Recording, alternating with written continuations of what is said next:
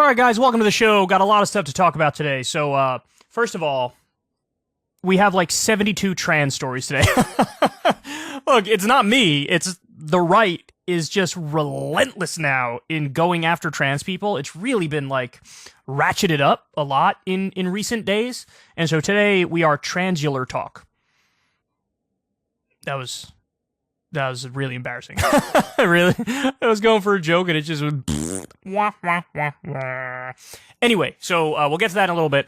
We also have, I'm going to lead with this in just a second. The Biden administration is like, you know all those Trump policies at the border that we virtue signaled like we were against and said, oh, he's so draconian and bad, bro. Well, how about we embrace those? Come on, man. Come on, Jack. So we'll talk about that. And then also, this topic keeps coming up. Look, I naively thought this was like a one-off. Somebody made a comment about war with Mexico, some right-wing ghoul, and people, it was just, nobody would ever think about it. I've now seen like 5 or 6 different instances of different Republicans calling for war with Mexico. How is this a thing? How are we honestly having this conversation? Okay, so let's go ahead and dive into it. Oh, before I continue, actually, shameless plugs real quick. Everybody, do me a big favor. Subscribe to the channel. We're trying to get to 1 million subs. We are super close. I can taste it. It's right there. When we hit that 1 million sub number, I'm going to do, a celebratory stream. We'll have some fun with it. I'm really looking forward to that. And, we could get there quickly if you guys keep up this this run that we're on where we're gaining a bunch of subs. So anyway, subscribe to the channel. Click that bell icon so you get a notification every single time a video drops. That helps us subvert the algorithm, which is, of course, not kind to us. And then also, the full shows are posted over on Spotify. If you want to listen to the full thing, as opposed to just going clip by clip like on YouTube, go on over to Spotify and listen to the show. Drops every day that we do a show. And support the show on Patreon if you can. Link in the video description box below. Never had a conversation with an advertiser.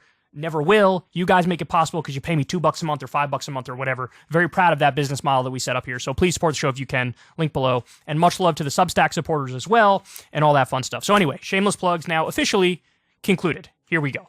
So the Biden administration has, for a very long time now, acted like Donald Trump is a terrible man, and he's barbaric, and he's savage, and he's disrespectful, and the best example of this is his border policies.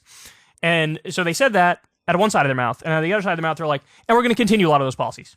Now, that's already been the case for a while. Remain in Mexico was in place for a long time. Title 42 was in place for a long time. There was some battling back and forth with the courts. Biden tried to drop some of those things, and then, some of those things got slapped down, some of those things were upheld, so we've kind of yo-yoed back and forth between very draconian policies and mildly draconian policies.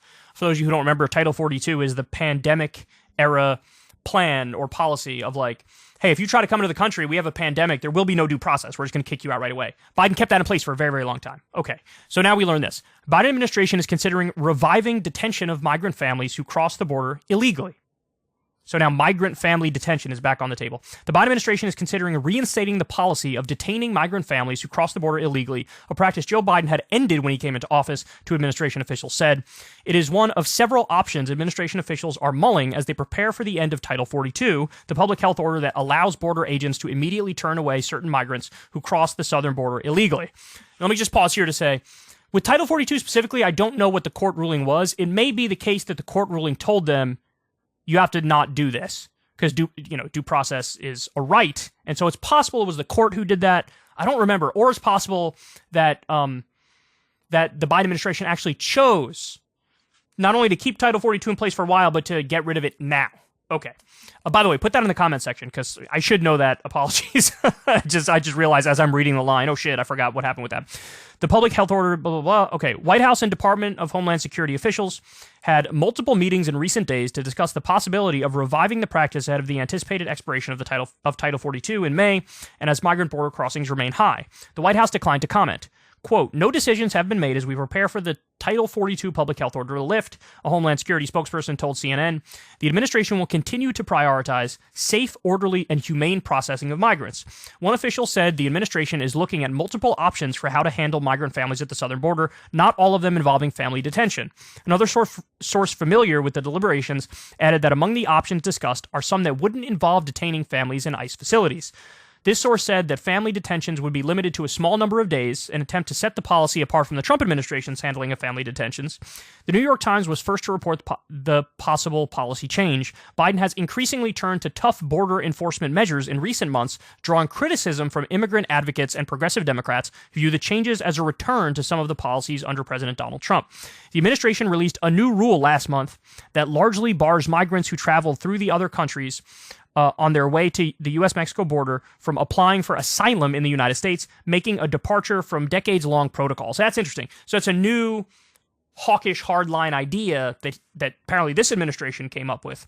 So they're saying, like, if you're coming from somewhere south of Mexico and you come up through Mexico and then try to get to the U.S. border, you're not allowed to apply for asylum. I mean, that's kind of a crazy idea, right? Like, the whole idea of asylum is, you know, I'm fleeing a terrible situation that I have no control over, and I need refuge. And they're saying, well, if you came from certain countries, that we're not going to allow that. I mean, I guess their logic is whatever the first country is that you get to, like, say the first country you get to is Mexico, that, like, you know, whatever, apply there or whatever. But, I mean, obviously more people would like to come all the way to the U.S., and it's just... Look, it's just very standard right-wing politics on immigration.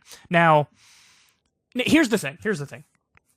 So, we've talked, everybody's a hypocrite in this situation. We've talked about it before, but, like, you're not going to see many Democrats actually call out Biden for this, even though they went after Trump aggressively for very, very similar policies. Now, on the flip side, there will be literally zero Republicans who say about Biden, hey, I agree with a lot of these new hardline policies you're doing and the ones you were doing previously.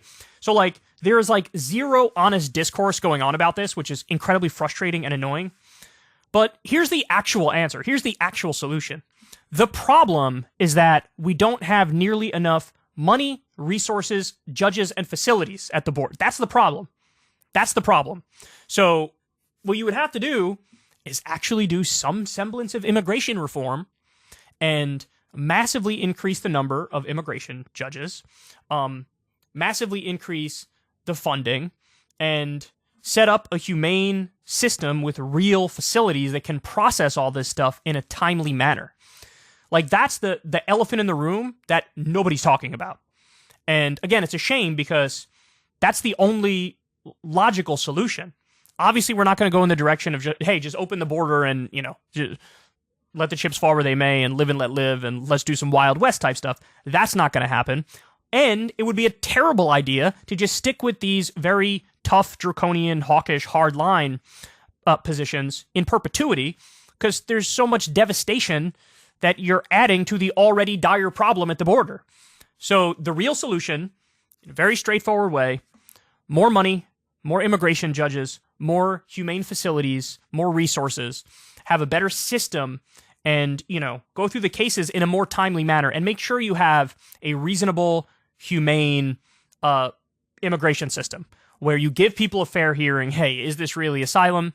And, you know, whoever can and should and needs to be kicked out, gang members or whatever, then you could go through the process and get rid of them. You know, so that's the actual approach, and it's frustrating because all we do is swing back and forth between very hardline immigration policies and super hardline immigration policies, and you at the same time you have accusations from Republicans that Democrats are in favor of, like, open borders or whatever, and that's nonsense, right?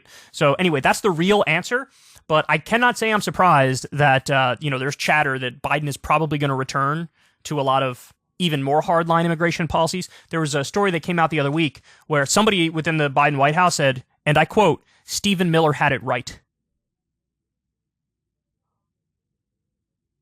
That is not a good sign.